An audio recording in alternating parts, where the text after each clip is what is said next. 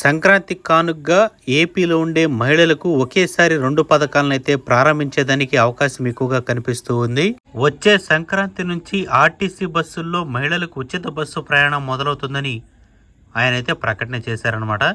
Super 6 హామీల్లో ఒకటైన ఈ హామీ అమల్లో భాగంగా బస్సుల కొరత లేకుండా పటిష్టమైన ఏర్పాట్లు చేస్తున్నామని యార్లగడ్డ గారైతే చెప్పారు.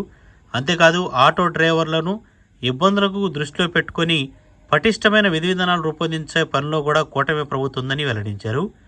ఇక ఈ ప్రకటనతో ఏపీలోని మహిళలంతా ముందుగానే సంక్రాంతి పండగ అనేది చేసుకునేందుకు రెడీ అవుతున్నారు. ఏపీలో ఎన్డీఏ కూటమి ప్రజల అఖండ విజయాన్ని కట్టబెట్టిన సంగతి తెలిసిందే. ఎన్నికలకు ముందు కూటమి పార్టీలు ఇచ్చిన హామీలు సూపర్ 6 హామీలు జనంలోకి బాగా దూసుకెళ్లాయి. ఈ క్రమంలోనే అధికారంలోకి వచ్చిన తర్వాత సీఎం చంద్రబాబు నేతృత్వంలోని కూటమి ప్రభుత్వం ఒక్కొక్కటిగా సూపర్ 6లోని పథకాలను అమలు చేస్తూ వస్తుంది.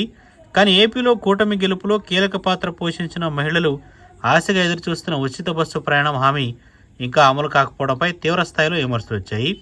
ఆగస్టు 15 దీపావళి అంటూ ఈ పథకం వాయిదా పడుతూనే ఉండడంతో మహిళలు కాస్త అసహనంగా ఉన్నారు.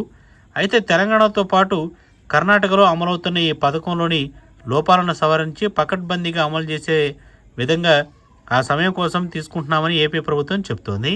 ఈ క్రమంలో రాష్ట్రంలోని మహిళలకు కూటమి ప్రభుత్వం తీపి కబురు చెప్పింది. ఇక ఈ హామీ అమలుపై యార్లగడ్డ వెంకట్రావు తన సోషల్ మీడియా ఖాతాల్లో చేసిన పోస్ట్ అనేది వైరల్గా మారింది. ఆయన సోషల్ మీడియాలో షేర్ చేసిన పోస్ట్ అయితే ఇదనమాట. సంక్రాంతి నుంచి మనకి ఉచిత బస్సు ప్రయాణం అంటూ ఈ విధంగా అయితే ఆయన పోస్ట్ అనేది ఒకటి షేర్ చేశారు.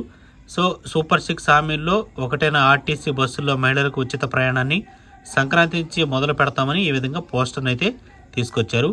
ఇక మరో పక్క చూస్తే తల్లికి వందనం ఏదైతే ఉందో దాన్ని కూడా ఈ సంక్రాంతికి ప్రారంభిస్తారని ఒక ఊహాగానం అయితే ఉంది. సో అది కూడా ఎప్పుడు మొదలవుతుందో చూడాలి.